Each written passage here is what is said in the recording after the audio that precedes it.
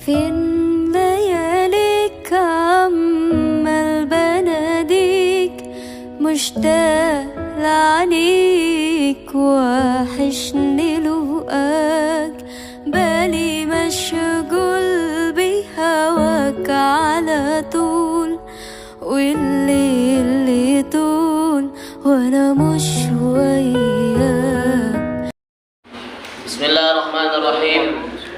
Alhamdulillahirabbil alamin. Wassalatu wassalamu ala asyrafil anbiya'i wal mursalin sayyidina wa maulana Muhammadin sallallahu alaihi wasallam abil qasimil amin wa ala alihi wa sahbihi ajma'in. Rabbi shrah li sadri wa yassir li amri wahlul 'uqdatam min lisani yafqahu qawli wa saddid lisani wahdi qalbi bi rahmatika ya arhamar rahimin wa ba'd.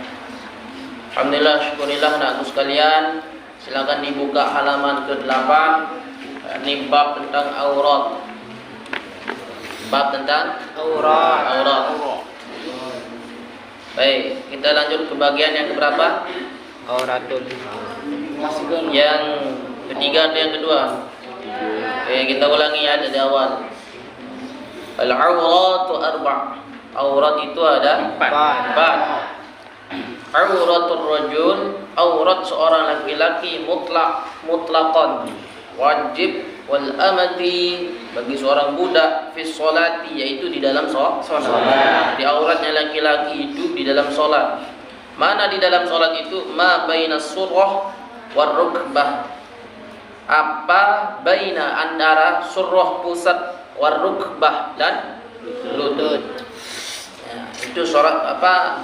Aurat yang pertama untuk seorang laki-laki, pusat sama lutut. Jadi bila mana kita itu sholat umpamanya tidak menggunakan baju, tapi pusarnya itu ditutup sama lututnya juga ditutup, maka itu bisa dikatakan sah. Cuman ada cumannya, adab kita kepada Allah itu kurang. Masa kalau kita ketemu sama pejabat umpamanya pakai baju, rapi sekali bajunya, ketemu sama pejabat. Lah, kita ketemu sama pencipta pejabat itu, kita ketemu sama pencipta pejabat. Masa sholatnya hanya menutupi pusat sama lutut saja. Nah, ini kan kurang adab lah istilahnya. Tapi kalau memang dalam jangka darurat itu panas umpamanya, sangat panas, nah, terus kita tidak punya baju umpamanya, semua baju dicuci, maka itu boleh, ya boleh. Yang penting kita menutup aurat. Lalu bagaimana dalam kehidupan sehari-hari? Ya begitu pula dalam kehidupan sehari-hari. Ini yang laki-laki, ya pakai celana ya yang melebihi daripada lutut lah, kira-kira seperti itu. Gagah kok kelihatannya, ketimbang kalian itu yang pakai celana adiknya. Tahu celana adiknya? Terus semua apa istilahnya, baut itu istilahnya, bekas tembakan sniper di pahanya kelihatan yang laki-laki. Tahu maksud saya? Khusus yang sudah mondok umpamanya, yang sudah mondok itu bukan hanya pahanya saja yang korek, ya atas daripada paha itu 1-2, ada yang seperti itu, ya itu apalagi mondok. Nah, jadi kalau anak pondok ya yakin insya Allah keluar pondok dia itu pasti pakai tutup aurat lah paling tidak. Okay. Nah yang tak mondok ini umpamanya belum terbuka hatinya untuk mondok atau masih dekat rumahnya dengan pondok, ya, tetap juga menjaga aurat. Jadi beban seorang Islam itu artinya ketentuan itu bukan kepada orang yang anak pondok saja, bukan kepada orang Islam itu saja, tapi yang mengaku agama Islam itu harus menutup aurat. Nah, jadi tidak boleh di luar sholat pun tidak boleh. Banyak saya lihat ini. Nah, jangan sampai seperti itu. Baik, yang kedua, wa auratul hurrah, dan aurat hurrah perempuan, wanita, fi sholati di dalam sholat jami'u badaniha, nah, semua badaniha, tubuhnya di dalam sholat, ma siwal wajhi wal kaffaini, kecuali wajah dan telapak tangan. Jadi yang dikatakan wajah itu adalah tempat tumbuhnya rambut sampai di bawah ini, bawah dagu. Terus anak telinga ini juga harus ditutup, anak telinga ini jangan sampai kelihatan. Oke? Jangan sampai kelihatan. Itu tidak boleh. Nah, begitu pula telapak tangan. Yang telapak tangan ini ya termasuk ini telapak tangan. Telapak tangan. Bagaimana punggung tangannya? Tidak boleh juga. Yang dimaksud di sini adalah wal kaffaini, yaitu telapak tangan. Nah, ini namanya lengan. Kalau ini otot. Kalau ini semuanya tangan. Nah, inilah dinamakan dengan tangan. Jadi telapak tangan. Tapi bagaimana ini kehidupan kita ini ya? Pakai jilbab umpamanya pergi kondangan. Apa istilahnya? Berani nggak kalian pergi kondangan itu yang wanita umpamanya? Terus mungkin ada jilbabnya sampai sini. Bayangkan gimana rupa kalian. Jilbabnya sampai sini. Sakit belong ini beralasan. Ya, padahal auratnya sampai di sini. Nah, jadi dalam hal ini, jangan sampai itu artinya terbuka, terbebas lah istilahnya ya. Intinya menutup aurat. Ya, menutup aurat. Wa auratul hurrah. Nah, ini yang ketiga. Wah, ya kita lanjutkan yang ketiga itu.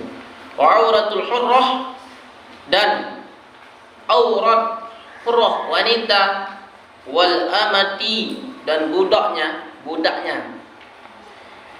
Indal ajnabi, ketika ajnabi ini yaitu bukan muhrim lah ya, bukan muhrim. Jami'ul badani, semua tubuh. Wa inda maharimiha, dan ketika maharimiha, dengan muhrimnya. Wan nisa'i, dan wanita, ma baina surrah war rukbah. Nah, ini sudah masuk yang keempat itu. Nah, ini sampai badannya. Saya ulangi, wa auratul hurrah, dan aurat seorang wanita itu, wal amati, ketika berhadapan dengan seorang budak, indal ajnabi, ketika berhadapan dengan muhrimnya, jami'ul badani, maka seluruh tubuh. Jadi auratnya wanita itu seluruh tubuh, sekalipun dia itu bersama budak yang bukan muhrimnya. Jadi zaman dahulu itu ada namanya budak. Nah, budak ini istilahnya hamba sahaya. Zaman now itu kira-kira seperti pembantu yang bisa disuruh-suruh. Ya, anak buah. Itu budak dulu zaman dahulu didapati umpamanya perang, ya. Nah, perang yang disandra dalam perang itu boleh diambil sebagai budak. Pertanyaannya, apakah boleh kita menikahi budak pada zaman dulu? Maka pertanyaannya boleh. Tapi dia tidak, umpamanya tidak Islam, budak lah istilahnya. Boleh nggak kita menikahi budak? Sangat boleh, dengan syarat kita harus mengislamkannya dulu. Harus mengislamkannya dulu. Berkhusus sekarang di Indonesia umpamanya. Di Indonesia itu tidak boleh yang namanya nikah beda agama. Di Indonesia itu harus satu agama, Islam sama Islam, Hindu sama Hindu, Buddha sama Buddha, Kristen sama Kristen, Katolik sama Katolik, Konghucu sama Konghucu. Apalagi agama dada, ateis. Kalau ateis itu tidak ada tempat di Indonesia. Ateis itu artinya orang yang tidak memiliki Tuhan. Jadi kalau di Indonesia tidak ada tempat di Indonesia. Kenapa? Karena sila yang pertama, ketuhanan yang Maha Esa. Jadi kalau orang ada yang ateis tidak mengaku adanya Tuhan, maka tidak ada tempat di bumi Nusantara ini. Nah, kira-kira seperti itu logikanya.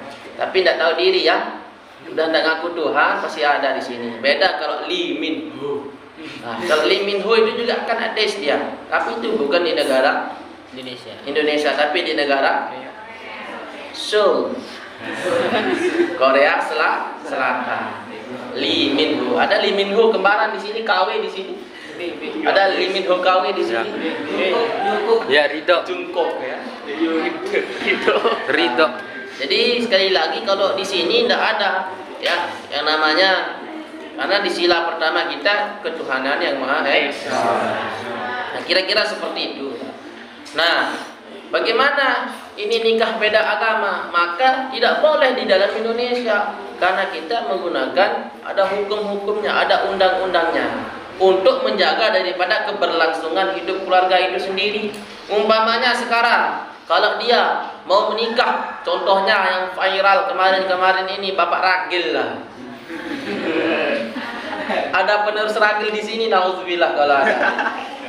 Ya ini Ragil, ya itu orang Indonesia menikah dengan orang Jerman. Itu nikah kalau di Indonesia tidak boleh, tapi dia melegalkan dirinya menikah itu di Jerman.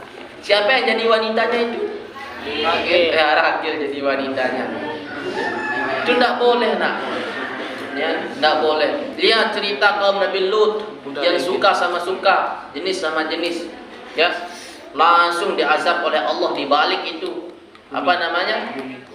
Gunung rumahnya itu dibalik hancur lalah luntur. Itu sampai sekarang ada dia bukti sejarah bahwa kaum Nabi Lut itu langsung diazab oleh Allah. Tempatnya ada sekarang. Kalau mau tanya silakan tanya Bapak Ketua Yayasan. Beliau pernah ke sana. Yaitu Tuan Guru Haji Ahmad Maki Ma'arif. Beliau pernah ke sana dan melihat langsung bagaimana bentuk daripada azabnya Allah yang diturunkan kepada orang kaumnya Nabi Lut. Itu yang ditakut sama bangsa Indonesia. Bangsa Indonesia ini ya rata-rata punya agama. Nah, saking banyaknya agama di Indonesia maka dijaga supaya apa? Tidak rancau, tidak keliru, tidak hamburadul lah istilahnya di dalam kekeluargaan. Maka harus nikah sama agama.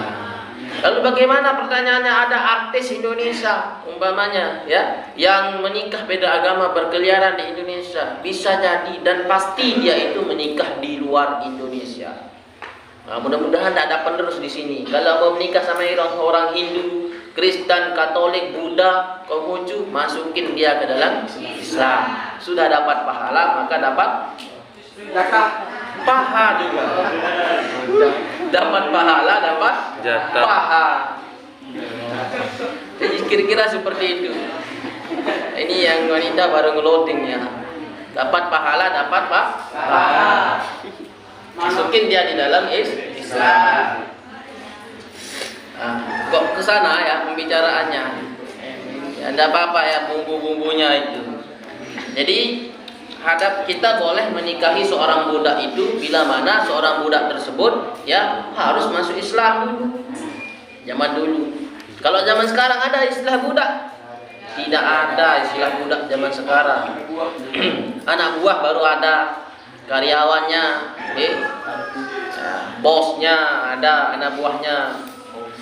Nah, itu manajer ada, karyawannya. Kalau guru sama murid tidak bisa dikatakan bos anak-anak buah, nah. Ini jangan sampai salah paham. Banyak lagu, terutama lagu-lagu Sasak itu. Guru gaji milih jari raja. Itu ada saya dengar lagu seperti itu. Ada saya dengar seperti itu. Guru ngaji milih jari raja.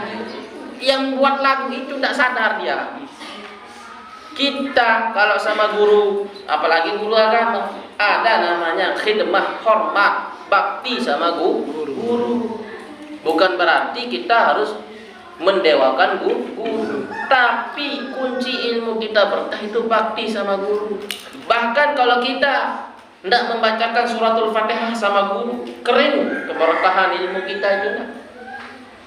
Hidup kita itu tidak berkah. Makanya dalam santri-santri Nahdlatul Ulama itu sangat doyan sekali untuk membacakan Al-Fatihah buat gurunya, apalagi yang sudah meninggal dunia. Jadi ruhnya seorang santri itu di doanya, di doa. Bukan seorang santri saja, seorang muslim, seorang muslimah yang baik itu ruhnya di doa. Maka kalau kita yang banyak berdoa, sekalipun nanti hasilnya itu tidak sesuai dengan doa kita, tapi kita tidak merasa kecewa. Kenapa? Karena kita telah memohon, menyerahkan semua apa yang kita minta kepada Allah. Ini bagaimana tidak kecewa? Berdoanya belum, sholat apalagi? Nauzubillah. Mudah-mudahan ada di sini. Doanya belum, terus ujung-ujungnya ketika tidak mendapat sesuai apa yang diinginkan, Allah tak adil. Mengatakan Allah tak adil. Siapa lu? Berani-beraninya mengadakan Allah tidak adil.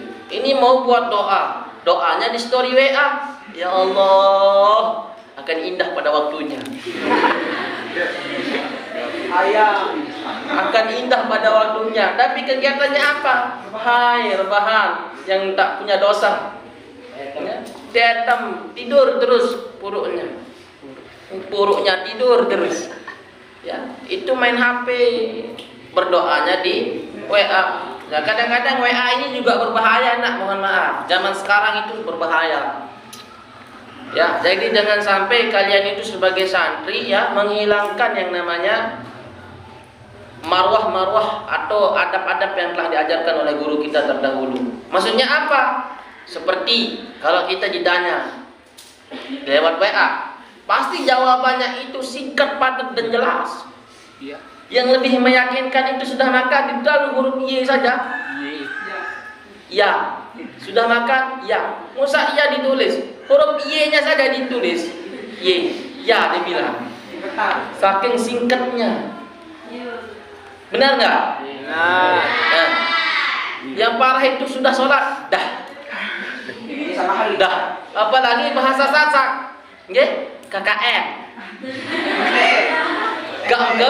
Gembi, MTN, Bitau. Nah ini SKM, Kanji. Itu semua disingkat. Okay? Maka pantas dalam kehidupan nyata. Okay? Bisa jadi naudzubillah min dzalik 10 tahun, 20 tahun yang akan datang, maka kehidupan kita itu seperti WA yang berjalan. WA nyata. Artinya apa? Ditanya sama orang tuanya, sudah makan? Dah. Ditanya sama ibunya, sudah mandi? Dah. Itu berpengaruh dalam kehidupan. Dulu zaman dahulu kita di negara ini ya, khususnya di Indonesia, kalau dimakan, sudah makan? Sudah ya. Sudah, Nek. Itu kita bahasakan ada istilahnya, siap Bang. Ya, siap Kakak.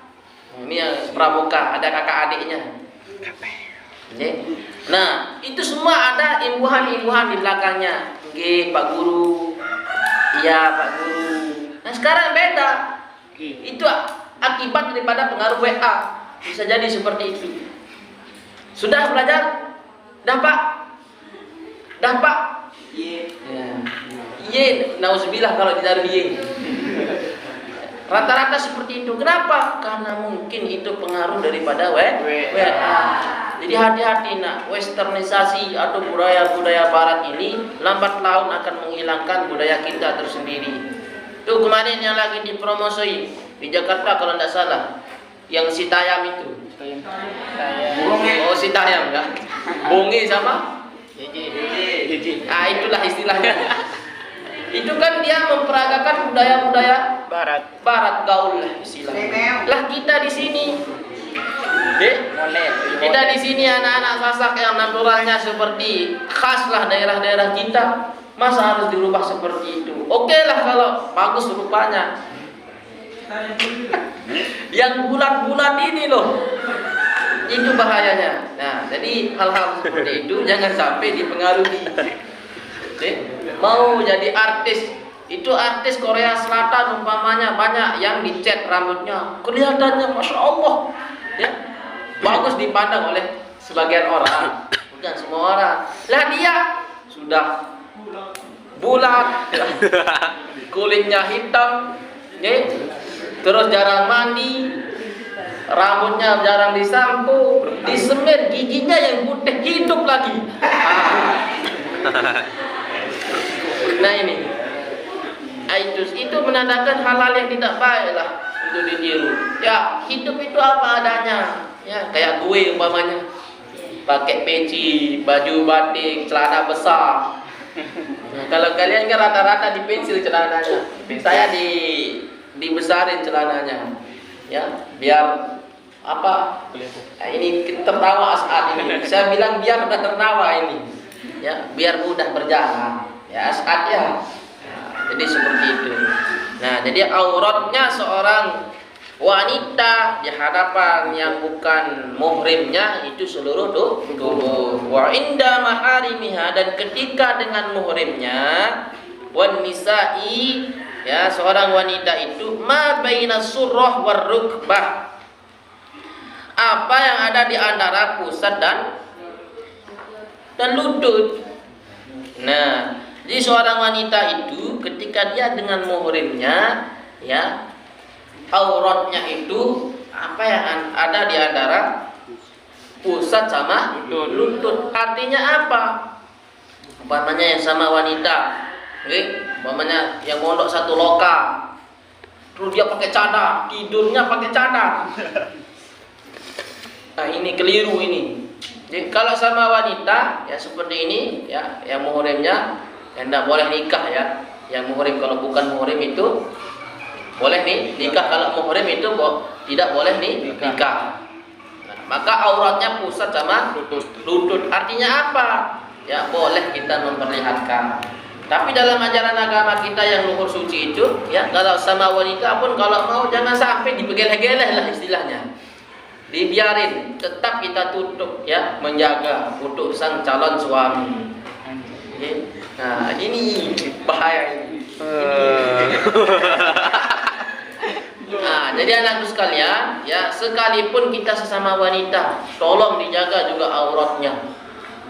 Tidak tahu nanti seperti kasusnya yang laki-laki tadi, ya, banyak apa sudah perang umpamanya di Papua, rupanya baut-bautnya atau bekas-bekas amunisi sniper itulah, alias koreng. Nah, itu dijaga juga, okay? Jangan sampai. Begitu pula sama laki-laki. Nah, ini laki-laki ini lebih parah lagi, ya. Ketika dia mandi, itu bertiga dia mandi, ya, laki-laki ini. Oke lah kalau tempatnya itu besar, sempit, masuk dia bertiga, terus saling sabun. Yang laki-laki ini, yang tertawa paling besar ini pasti pernah mengalami ini. Ya, jadi jangan sampai seperti itu. Ketat sama laki-laki kita juga harus menjaga, menjaga aurat kita. Nah, di saat sama laki-laki saja kita diminta menjaga aurat, ya, supaya harga diri kita itu terjaga, apalagi yang bukan mahram kita. Ya, zaman sekarang, nak, ya, tolong dijaga aurat. Ya, aurat itu zaman sekarang murah harganya, nak. Lihat saja, khusus yang di wisata, tempat orang tenggelam kemarin itu, Gunungan Pengge. Ya, itu orang meninggal dunia, ya, mudah-mudahan husnul khotimah, atau masih dalam keadaan hidup mungkin, ya. Mudah-mudahan itu orang meninggal dunia jadi tontonan. Saya lihat itu di media sosial, di WA. Saya lihat itu sebagai tontonan. Ya, duduk-duduk lihat di tengah laut lagi orang cari mayat. Tengah bendungan. Duduk dia. Nah, ini engen, satu orang lagi menderita. Ditonton terus di video. Saya lagi mencari jenazah ini. Story dibuat.